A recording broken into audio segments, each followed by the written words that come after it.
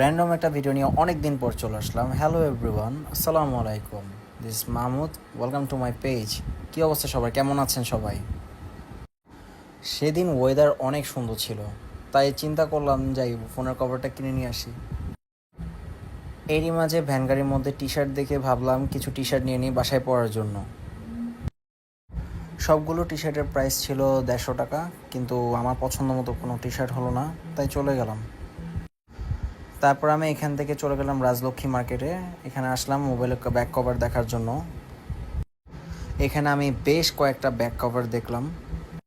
আমি অনেকগুলো দোকান ঘুরে একটা ব্যাক কভার নিয়েছিলাম, কিন্তু সেটা ভিডিও করা হয়নি অবশ্য।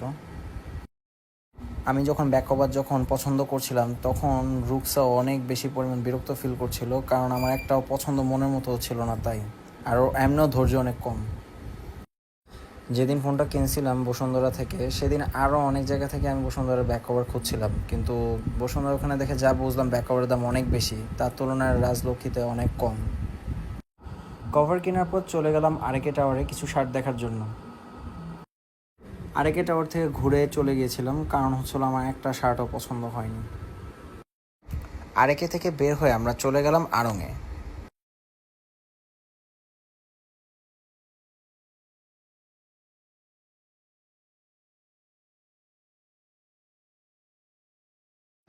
যেহেতু আড়ংয়ে আউটলেটটা পাশে ছিল, তাই আমরা আড়ং ভিজিট করলাম।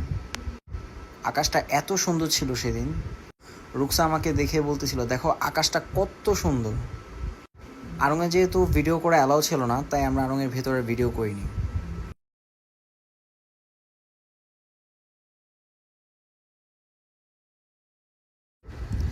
আড়ংয়ে যখনই যাই রুকসা কিছু না কিছু কিনে নিয়েই আসে। তারপর আমরা চলে গেলাম জসিমউদ্দিন রোডে। সেখানে বেশ কয়টা আউটলেট ছিল, আমরা র্যান্ডমলি ভিজিট করছিলাম।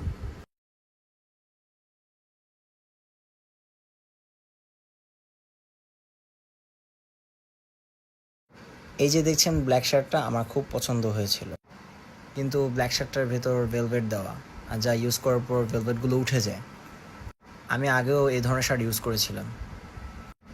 চলে গেলাম একটু খাওয়া দাওয়া করতে। আমার অলওয়েজ গ্রিল পছন্দ, তাই আমি গ্রিল নিয়েছি, আর রুকসার বটি কাবাব পছন্দ, তাই রুকসা বটি কাবাব নিয়েছে। বটি কাবাবটাই নাকি বেশি মজা ছিল, আমার গ্রিলটা কিন্তু একটু মজার হয়নি।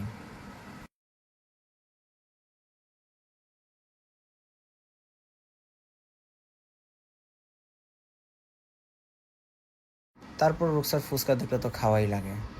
এরপর আমরা বাসার দিকে রওনা হই।